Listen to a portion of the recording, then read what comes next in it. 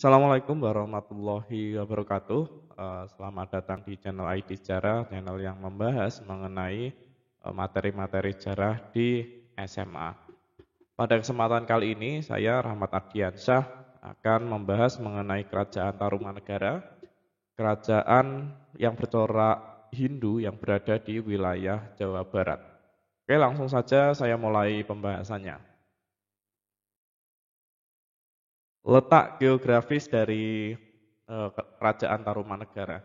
Diperkirakan letak geografis dari Tarumanegara berada di wilayah Jawa Barat, yaitu tepatnya di pinggir Sungai Cisadane yang sekarang ini merupakan wilayah dari Banten. Menurut seorang tokoh bernama Purbacaraka, dia menganggap bahwa letak keraton dari Tarumanegara itu berada di wilayah Bekasi. Hal ini merujuk pada sebuah prasasti yang bernama Prasasti Tugu. Di Prasasti Tugu menjelaskan ada satu kata yang bernama Candrabaga, Sungai Candrabaga. Sungai Candrabaga merupakan sungai proyek dari Tarumanegara untuk menanggulangi banjir yang ada di wilayah Jawa Barat bagian utara, yang kemudian menjadi wilayah dari Jakarta. Dari kata Candrabaga inilah yang kemudian menjadi kata Bekasi. Kok bisa? Nah, jadi kata Candrabaga itu merupakan bahasa Sanskerta. Kalau dialihkan ke bahasa Indonesia itu biasanya dibalik, yaitu Baga Candra. Nah, Candra sendiri itu merupakan artinya itu bulan. Kemudian kalau dialihkan ke bahasa Sunda, bulan itu kalau di bahasa Sunda namanya sasi. Jadi kalau Baga Candra kalau dialihkan ke bahasa Sunda menjadi Baga Sasi. Nah, kemudian karena pelafalan orang Indonesia menjadi Bekasi. Nah, jadi diperkirakan wilayah dari dari keraton Tarumanegara itu berada di wilayah Candrabaga atau Baga Sasi atau Bekasi. Itu menurut Purbacaraka yang merunut dari Prasasti Tugu. Sumber sejarah dari Kerajaan Tarumanegara. Ada dua jenis sumber, yaitu sumber dalam negeri dan sumber luar negeri. Sumber dalam negeri sendiri ini berasal dari prasasti-prasasti, diantaranya ada Ciarotun, Prasasti Jambu, Pasir Awi, Kebun Kopi, Muara Janten, Tugu, Lebak, kemudian situs Pasir Angin. Sedangkan dari sumber luar negeri itu berasal dari catatan Fahim. Oke, kita bahas satu persatu dari Prasasti Tarumanegara. Yang pertama ada Prasasti Ciarotun, ini gambarnya. Nah, Prasasti Ciarotun ini merupakan batu yang memiliki tulisan dan kemudian disertai dengan tapak kaki. Nah, kalian bisa lihat ini ada dua tapak kaki, sepasang tapak kaki dan kemudian ditambahi dengan adanya tulisan, ini merupakan tulisan aksara Palawa dan berbahasa Sanskerta. Saya bacakan isi dari tulisan ini, yaitu ini bekas dua kaki yang seperti kaki Dewa Wisnu. Ialah kaki yang mulia Sang Purnawarman, raja di negeri Taruma, raja yang gagah berani di dunia. Dari apa yang saya bacakan tadi, menandakan bahwa prasasti Ciarotun ini merupakan prasasti untuk memberikan suatu pengakuan dari rakyat kepada Raja Purnawarman bahwa dia adalah raja yang gagah berani. Dan kemudian dia dilambangkan sebagai titisan dari Dewa Wisnu atau Dewa Pemelihara. Nah, kaki ini sendiri, catatan kaki ini sendiri, ini merupakan seperti tanda tangan kalau di zaman sekarang bahwa tulisan ini disahkan oleh Purnawarman yang ditandai dengan adanya sepasang kaki dari Purnawarman. Kira-kira seperti itu. Kemudian yang kedua ada Prasasti Jambu. Nah, Prasasti ini ditemukan di wilayah kawasan perkebunan jambu, Bukit Pasir Koleangka, Lewilang. Kemudian isi dari prasasti ini sendiri saya bacakan. Tapak kaki ini adalah tapak kaki Sri Purnawarman, Raja Tarumanegara, baginda yang termasyur gagah berani, jujur dan setia menjalankan tugasnya dan tak ada taranya. Baginda selalu berhasil membinasakan musuh-musuhnya. Baginda hormat kepada para pangeran, tetapi sangat ditakuti oleh musuh-musuhnya, serta melindungi mereka yang memberikan bantuan kepadanya. Nah, jadi dari apa yang saya bacakan, inti dari prasasti Jambu ini bahwa rakyat Tarumanegara itu memberikan apresiasi terbesar kepada Sri Purnawarman karena dia merupakan raja yang gagah berani, jujur dan setia terhadap apa yang ditugaskannya kepada Tarumanegara sebagai raja dari Tarumanegara. Jadi intinya memberikan pujian kepada Sri Purnawarman. Selanjutnya prasasti Pasir Awi, ada sepasang tapak kaki sama dengan prasasti sebelumnya bahwa ada kedua tapak kaki, namun di sini para ahli belum bisa menyimpulkan apa isi dari Pasir Awi ini, prasasti Pasir Awi. Prasasti Pasir Awi ditemukan di wilayah Pasir Awi, Bogor, namun belum bisa dibaca apa yang terdapat di prasasti Pasir Awi. Kemudian ada prasasti kebun kopi. Prasasti kebun kopi ini berupa batu yang memiliki tapak, anggaplah seperti tapak gajah. Nah, seperti ini. Prasasti kebun kopi ditemukan di wilayah Kampung Muara Hilir, Cibung Bulan, Bogor. Kemudian isinya tidak terlalu banyak, berikut adalah isi dari prasasti kebun kopi. Di sini nampak sepasang tapak kaki yang seperti Airwata, gajah penguasa Taruma yang agung dalam titik-titik dan titik-titik kejayaan.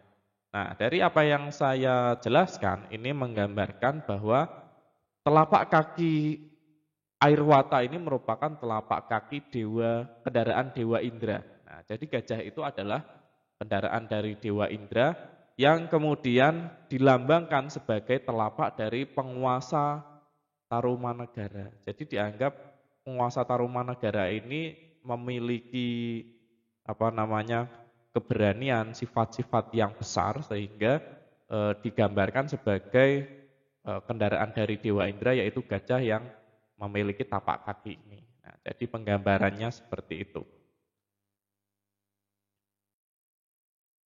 Kemudian ada prasasti Muara Cianten, ini ditemukan di wilayah Muara Cianten, Bogor.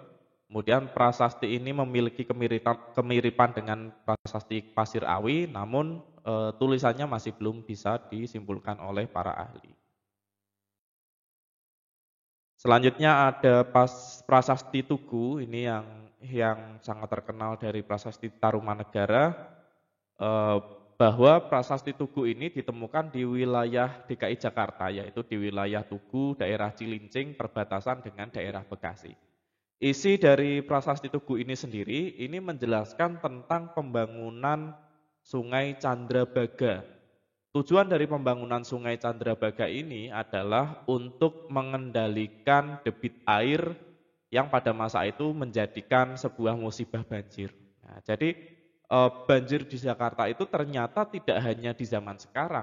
Itu adalah permasalahan yang kompleks dari masa Tarumanegara, masa kolonial, dan masa sekarang. Nah, jadi jangan menyalahkan pemerintah bahwa pemerintah nggak bisa menanggulangi banjir di masa sekarang. Itu musibah yang dari tahun ke tahun memang terjadi. Bahkan Belanda pun itu membuat desain kota Jakarta seperti sedemikian rupa, itu pun masih terjadi banjir. Nah, jadi memang sulit untuk mengelola wilayah Jakarta. Maka dari itu pemerintah dari Kerajaan Tarumanegara membuat sebuah sungai yang dinamakan Sungai Candrabaga. Kemudian di sisi lain ada juga isi tentang bukan penyembelihan, tapi pemberian 1.000 ekor sapi kepada Brahmana. Nah, jadi kalau ada kata Brahmana berarti agama di Tarumanegara adalah agama yang memiliki kasta Brahmana, yaitu agama apa? Agama Hindu.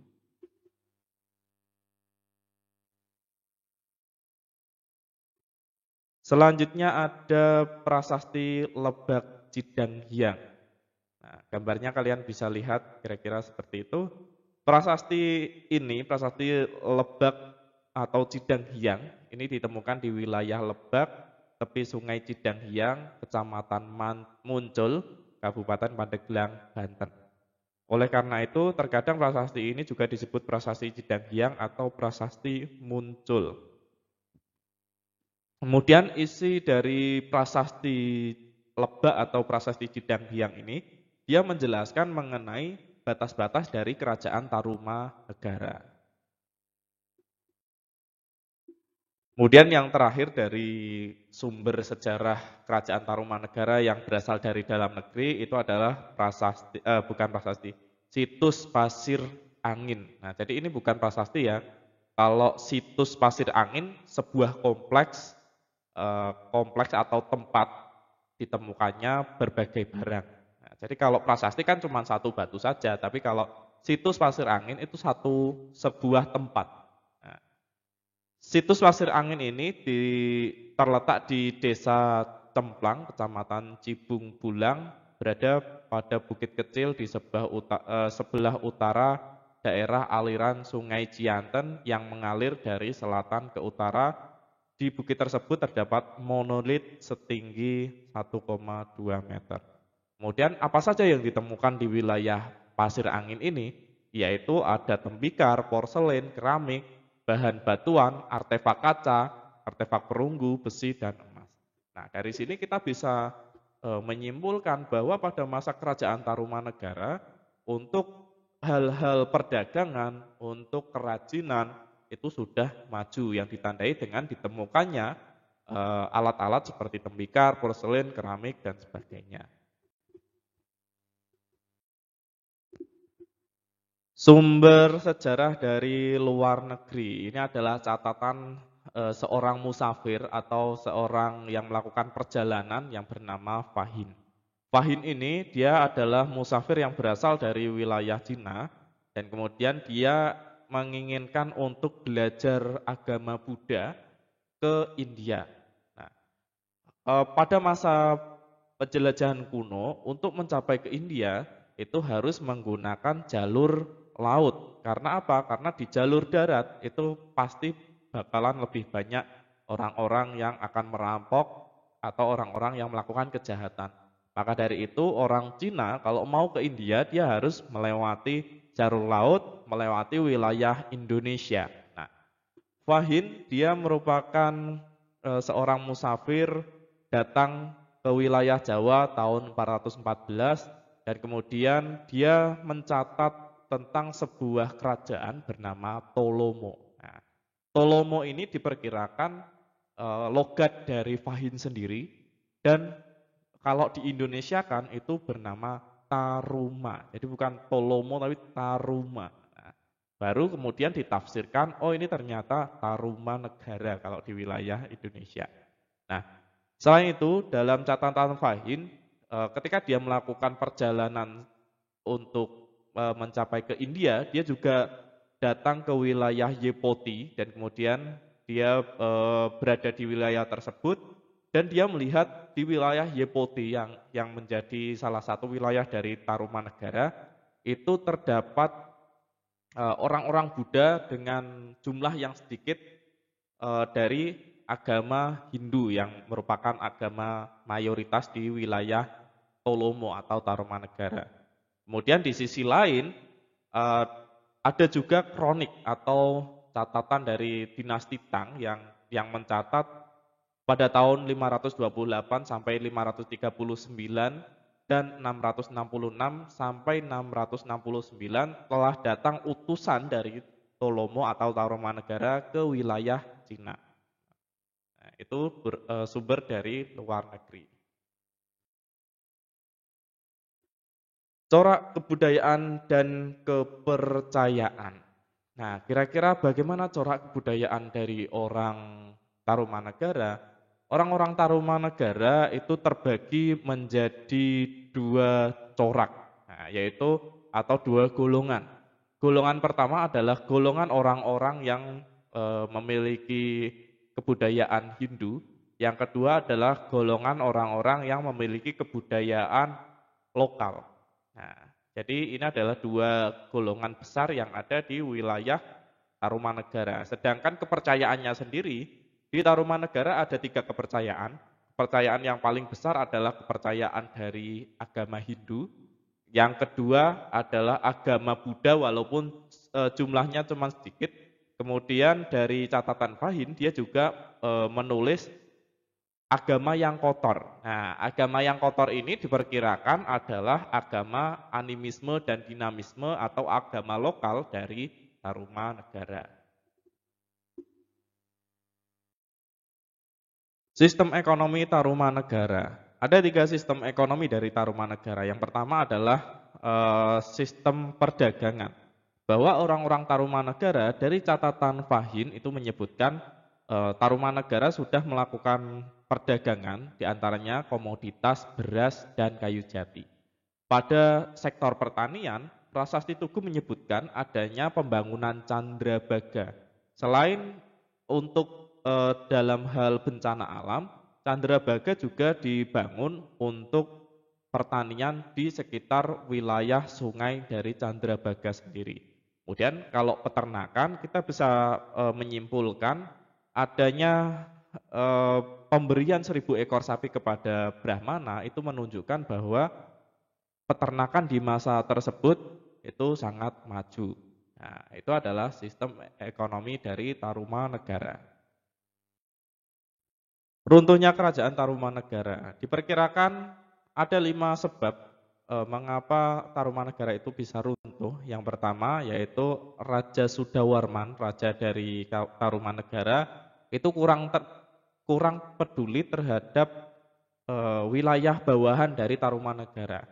Nah, hal ini kemudian berimbas pada wilayah-wilayah bawahannya yang melakukan perlawanan hingga memisahkan diri, yang kemudian melemahkan kerajaan Tarumanegara itu sendiri.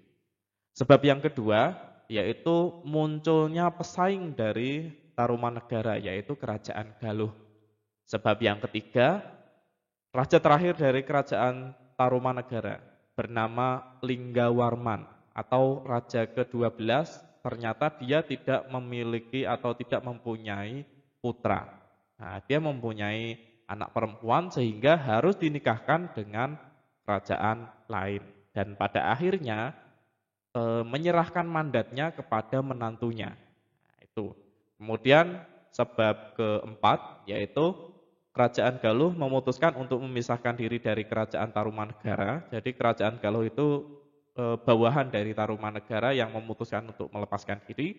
Dan sebab yang terakhir, serangan dari Sriwijaya. Munculnya satu kerajaan besar yang berada di Sumatera yang kemudian menandingi kerajaan dari Tarumanegara yang ada di Jawa Barat. Oke, pembahasannya sampai sini saja. Semoga apa yang saya jelaskan secara singkat dan cepat bisa kalian pahami. Apabila ada yang perlu ditanyakan, silakan komen di bawah. Cukup sekian. Wassalamualaikum warahmatullahi wabarakatuh.